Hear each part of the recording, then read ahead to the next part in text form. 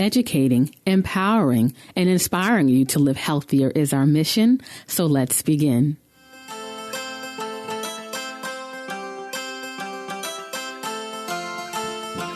Hey, Health Warriors.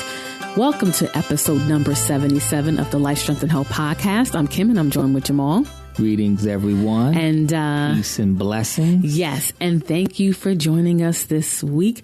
In this episode, we're going to discuss the connection between stress and illness. And before we dive into today's podcast episode, we just wanted to let you know that this episode is brought to you by healthwarrior.co.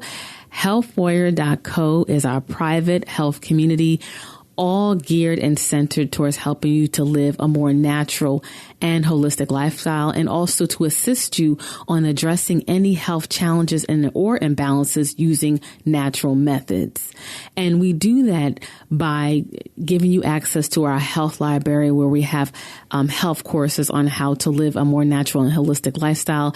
You gain access to our food library, which helps you to navigate when learning to eat new foods. We give you recipes that contain ingredients that help you to live a more natural and holistic lifestyle. They're more natural ingredients in our recipes. You gain access to our monthly live trainings, our interactive health forums, exclusive member discounts on programs, products, and services, and so much more. So to learn more about our private health community or to join, just go to healthwarrior.co. Now let's segue into our organic food for thought. And this week's organic food for thought is on potassium. And potassium is an essential part of a balanced diet. Potassium helps to regulate your body's fluids. It aids in muscular function and waste removal and keeps your nervous system functioning properly. And research shows that potassium reduces blood pressure in people with hypertension and may lower the risk for stroke. And you know, when most people think of potassium, the first food they run to or think about is a banana. Yes. But a banana is not the highest food with potassium. And like I said, when people are deficient, they always tend to lean towards, or people suggest to eat more bananas as the automatic go-to. But bananas are high in potassium, but they're also high in sugar. Yeah, and everyone can't have a lot of sugar in their diets. And just with today's climate of the way that we're over sugared, you want to control your sugar and not eat a lot of it. So having bananas every single day, depending on your diet, that could be a bit much. So it's always good to be able to have food sources to get things that you want that aren't so high in sugar. So as I mentioned, we want to share with you 3 foods that have more potassium than a banana. So the first food is an avocado. I really like avocado as being the top food because it's also very high in fats. And if you've listened to our podcast on fats, we talk about the importance of getting good, healthy fats in your diet. So you get a chance to increase your fats, get some good, healthy oils in your diet, as well as boost your potassium. Yes, and that was podcast episodes 60 through 62, and I'll list those in the show notes pages. The second food that has more potassium than a banana is sweet potatoes. Yeah, so now we're moving into a tuber or root. And we have another type of carbohydrate that has a lot of fiber and is packed with other areas of nutrition, but it's also super packed with potassium as well. And the final food that we're going to discuss that contains more potassium than a banana are sardines. Yes. So we gave you 2 vegetation foods to replace bananas, but we're also giving you an animal source of food as well. A lot of times, you know, animal foods get a bad rap for just having nothing but death contained in them. But sardines actually are super packed with potassium. So now you have an animal source that's really good as well. And I love sardines because not only are they super packed with potassium, but all of the different omegas as well as other antioxidants and vitamins as well out of the fish. Sardines is definitely one of the top healthiest fish that you can consume. And when consuming sardines, you want to make sure that they are wild caught. And if you are getting them from a can, you want to make sure that you're getting them from a BPA-free can. Yeah, I didn't really care for sardines growing up. We recently, I recently started to eat them again. But if you make it the proper way, we make it in a dip. And that was delicious. Yes. Yeah. So those are the top three foods that are higher in potassium, or a little higher or equal in potassium than bananas. So let's segue into this week's podcast topic, all on the connection between stress and illness. And what we're going to do is we're actually going to share a part of our live training that we offered for our Health Warrior community. And in this training, we dive deeper into the connection between stress and illness. We touch on good stressors and bad stressors, and we really get into the connection of how stress really impacts our body in a detrimental way. So let's dive into the connection between stress and illness.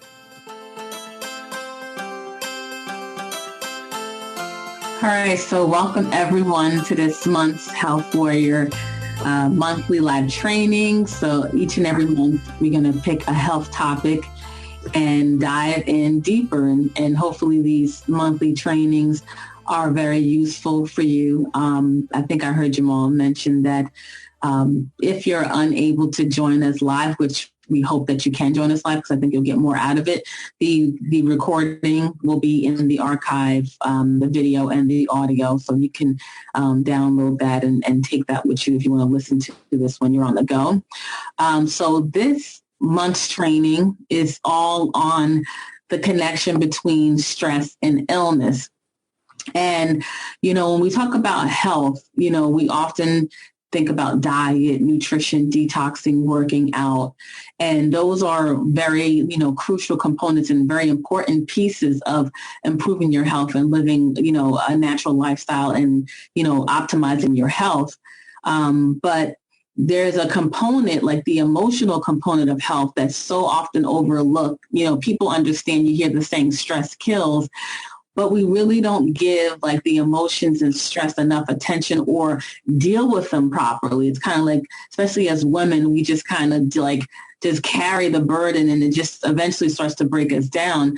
And so we want to dive into how stress really does affect us health-wise. It affects us mentally and spiritually, physically. It just really affects us. It affects everyone, but especially, as women, it really just breaks us down. So in this training tonight, we're going to just really dive into the connection between stress and illness. Yeah. What I say is this, stress is probably the number one thing that is causing the health challenges that we're dealing with right now. Just in the United States, but really across the world, as everyone is trying to keep up with the U.S., adopt a lot of our practices, the stress thing is really killing us. I would say probably 80% of our clients that come in the office are dealing with high levels of stress. And today, I would say today is part one. At some point, we're going to dive even deeper as far as just understanding it more in techniques. But today is going to give you a real good understanding of that connection between stress and poor health. And as well as we're also going to dive into like, how can you manage your stress better as well? Because I think that that's really important. So we're going to dive into that also. All right.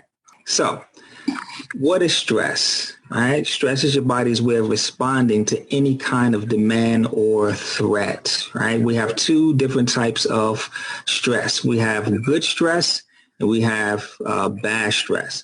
So the thing is, right, when it comes to good stress and bad stress, stress is stress. Right? It doesn't matter if it's good stress or bad stress. It has a similar effect on the body. But like stress is really designed to get you out of dangerous situations or uncomfortable situations, right? The problem with the bad stress is just the constant stress. So the constant stress, or when you stay in a constant state of stress, that's called chronic stress. So when you're in chronic stress, that's the bad stress. But like a good stress is very temporary. So I'll give you an example of like a good stress. So a good stress could be if you play a sport and you have a competition that's coming up. Like you have stress that's going on throughout that competition, the stress of winning, the stress of stopping your competitor. Like that keeps you balanced. That actually makes you better. It's the stress that actually makes you rise to the occasion, because there's certain chemical things that happen when you're under stress that makes you superhuman. It actually makes you more focused. So to really tap into that energy is really important, but it's very taxing. It takes a lot out of you. And if you stay in that situation too long, it begins to deplete you, right? Stress can have a positive impact on your creativity and on your mind, for example. So, if we go back before we had like refrigeration and before we had like food storage and things like that, it was always... Sorry about that. I actually thought that I had that off. Let me turn this off for a second. So if we go back, a little bit, previous times before we had food storage, there was always a stress of providing for our families, right? So it was the stress of always having to get out in real time and farm and hunt and gather and get these raw materials together to be able to prepare food. So that constant stress of having to do that every day led to us being more innovative to create things to take that level of stress off of us. So we began to create levels of storage. We began salting things, right? Which led to eventually refrigerators, right? So now we can keep things fresh, which led us to, frozen foods, packaged foods, like all of these things led us somewhere, put us in a position to be innovative, right? But stress can have an opposite effect, right? It can, if you're in a constant state of stress, it can have an effect on your memory and your cognition, right? So that's when we talk about good stress, how it can positively impact us or how it can negatively impact us, right? So let's talk about the things that happen during stress. So one of the things that happens during stress is you release adrenaline and cortisol that floods your body, right? So adrenaline and cortisol are they're hormones, but they're really like steroids. They're steroids that make us superhuman.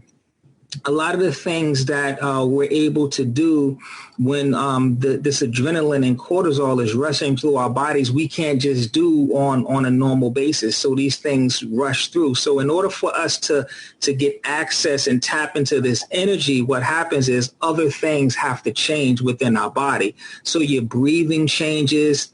Your blood vessels can constrict. So your body increases. Your blood pressure and your heart rate increases. So all of these things happen to heighten your senses and to put you on edge, right? So as you can see, your digestive system, your growth, your reproduction and immune system functions are suppressed and put on hold because when you're in that heightened state and your body's being flooded with these superhuman hormones, there's no need for you to digest food, right? There's no need for you to worry about reproduction. There's no reason for you to worry about growing or necessarily internally fighting off disease. You're bringing up all of this energy to handle a situation. They call it fight or flight, right? So when we were dealing with, ancient times, we could have been dealing with, like some type of wild animal that was attacking us, or we was on a hunt. So these are natural things that our bodies do. So our bodies redirect energy so it can focus. So the blood flow to your skin decreases. Your pain tolerance increases. So if you're in a situation where you have to get through it, you have to grit, you may have to fight, you have more tolerance for pain, right? What else happens during stress, right? So you increase your risk of heart attack, heart disease, and stroke, right? So if your blood pressure, your blood vessels are constricting, obviously you're going to increase those chances. It shuts down or dials down your immune system. It causes you to age. So if you're constantly flooding your body with all of this cortisol, and you're constantly under a stressful situation, you're burning through all of your nutrition, all of your vitamins. So instead of using that to regenerate yourself and rejuvenate yourself, you're aging because you don't have these things available. Causes weight gain. If you keep high levels of cortisol in your body for too long, that is going to cause your body to hold on to fats. And then it causes digestive system disorders, because the last thing that your body is going to think about is digesting food when you're under stress. The last thing that it's going to think about is you having a bowel movement when you're under stress, right? And when you're under extreme stress, when you hear about ulcers and things like that, because you're not supposed to constantly stay under this stress. And then it also leads to energy burnout, because if you're constantly secreting these hormones, right, you're going to burn your adrenal glands out. So once the adrenal glands are sluggish, you're not going to produce the hormones you need them to crank you up in the morning. The adrenal glands is like your starter. So the starter of a car, it turns you off at night and it cranks you up in the morning. So if your adrenal glands aren't firing the way that they're supposed to, you're going to be sluggish in the morning time. Okay. So this also leads to pain. Now we're going to get into not just the effects of the stress, like what happens immediately when stressed, but we're talking about now what happens after you stay in this stress for long periods of time. Because what happens with chronic stress is like low-grade stress. Like you have two types of chronic stress. Some people can be in a heightened state of stress, like all the time. They're just always stressed. They know that they're stressed out, right? The nervous system is shot. They just always feel stressed.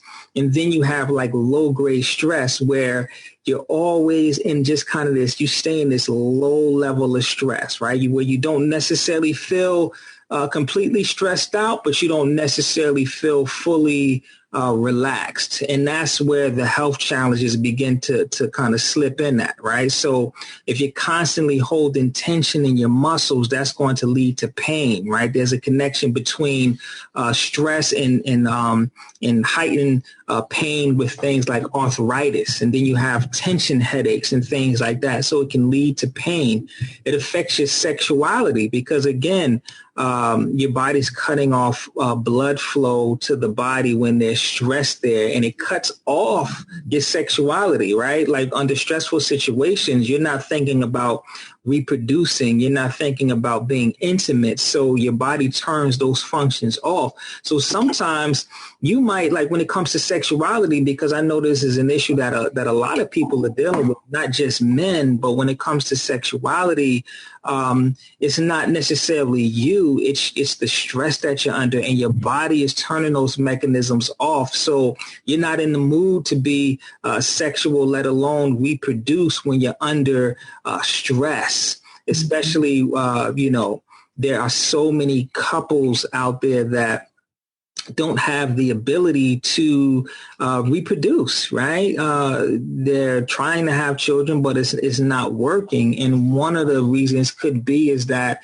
they're under a lot of stress and their body is turning that mechanism off. The body wants to be at a level of peace when a woman is going through pregnancy. So you could be in the middle of, of a pregnancy. You could be in the second trimester, the first trimester, even the third trimester, and you can be under a great deal of stress, and the body will abort the child because there's too much stress, and the body needs to automatically, by default, it redirects all of its energy and it shuts reproduction down. So it's going to cause abortions if there's high level of stress. You mean miscarriage? I'm sorry, miscarriages when there is high levels of stress. So it also affects your skin, your hair, your teeth, right? It can weaken all of these things because you don't have the vitamins and the minerals to support these things. And then also it leads to addiction. A lot of times, just as coping mechanisms, we turn to certain things to just kind of make us feel better and to ease the pain. So a lot of people will resort to sugar and carbs as their form of addiction. But there are other people that will actually turn to other drugs, alcohol, and, other drugs, prescribed drugs and illegal drugs people will turn to as forms of addiction. So overall, high levels of stress, if you're in a constant state of stress, it can lead to sickness and disease. So when it comes to healing the body, right, when we look at the body from a holistic perspective, you have to manage your stress. You have to change the environment if you want to heal yourself, right? So I want to get into the importance of managing your stress. A lot of times when we think about stress management, it's a very reactionary type of situation, right? So most people, when they feel stress, it's kind of like, I should say when they manage stress, it's one of those things where it's like, oh, I feel stressed, so I need to get a massage, or I feel stressed. Maybe I need to take the day off from work today, or maybe I need to work from home today, or I feel stressed. Maybe I need to treat myself to something. So it's always, stress management is always like, I feel a certain way, so let me do this. But what that means is that you're letting the stress build up so much that now it's starting to affect you, and now you want to do something about it. That's not stress management. That's really more like stress reactionary, right? So it's important to learn how to really manage your stress. So I want to get into how do you actually manage your stress, right? So we're going to get into some Health Warrior stress management techniques. All right. So that is part of the live training that we had on the connection between stress and illness. To hear the complete training on this topic, just go to healthwarrior.co and become a member of our Health Warrior community. And for our current Health Warrior members, just log into your portal at healthwarrior.co. At the top of the screen, click the login link, and you will gain access to this training. And each and every month, we have live trainings on various health topics, and all recordings are kept on the member portal in the archive section. Okay, so thank you for tuning in this week. Hopefully you receive value from this episode. Stay tuned for next week's episode. And for access to the show notes pages, just go to lifestrengthandhealth.com/77. Okay, so until next time, live healthier. We want to say thank you for listening to the show. And for access to the show notes pages, more podcast episodes, blog content, as well as more information about our center, Life Strength and Health, then just visit us at lifestrengthandhealth.com. Until next time, live healthier.